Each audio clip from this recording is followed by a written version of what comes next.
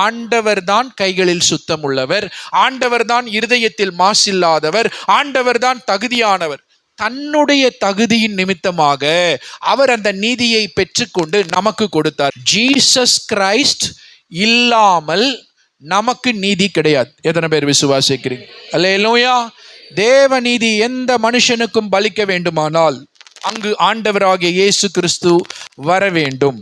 அவருடைய பிரசன்னம் அந்த இடத்திலே காணப்பட வேண்டும். அல்லேலூயா.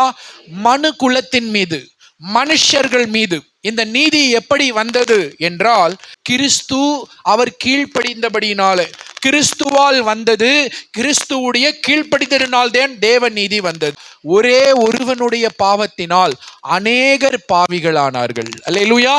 அநேகர் மரணத்துக்கு ஒப்புவிக்கப்பட்டார்கள். ஆனால் ஒரே ஒருவருடைய கீழ்ப்படிதலினால் அநேகர் நீதிமான்கள் ஆக்கப்படுவார்கள். அல்லேலூயா சொல்லலாம். நான் நீதிமானா வாழ போறேன், நீங்க நேரா கிளம்பிடக்கூடாது. அடுத்த கொஞ்ச நாள்ல படுதோல்வி அடைஞ்சிருவீங்க. அல்லேலூயா. கிறிஸ்து இல்லாமல் அந்த இடத்தில் நீதி வராது. கிறிஸ்துவின் பிரசன்னமும் கிறிஸ்துவின் ரத்தமும் கிறிஸ்துவின் கீழ் தான் தேவனுடைய நீதியை மனுக்குலத்தின் மீது கொண்டு வந்தது. இந்த மனுஷனும் பிறக்கும் பொழுது எப்படி பிறக்கிறான்? தன்னுடைய பாவ கணக்கோடு பிறக்கிறான். எந்த மனுஷனும் நீசனாக பிறக்கிறான். எந்த மனுஷனும் தன்னுடைய முற்பிதாக்களின் பாவங்களை சுமந்து வருகிறவனாக பிறக்கிறான். அதனால் தான் அங்கு கிறிஸ்து தேவைப்படுகிறார். அல்லேலூயா. அங்கு கிறிஸ்துவுடைய பிரசன்னம் தேவைப்படுகிறது.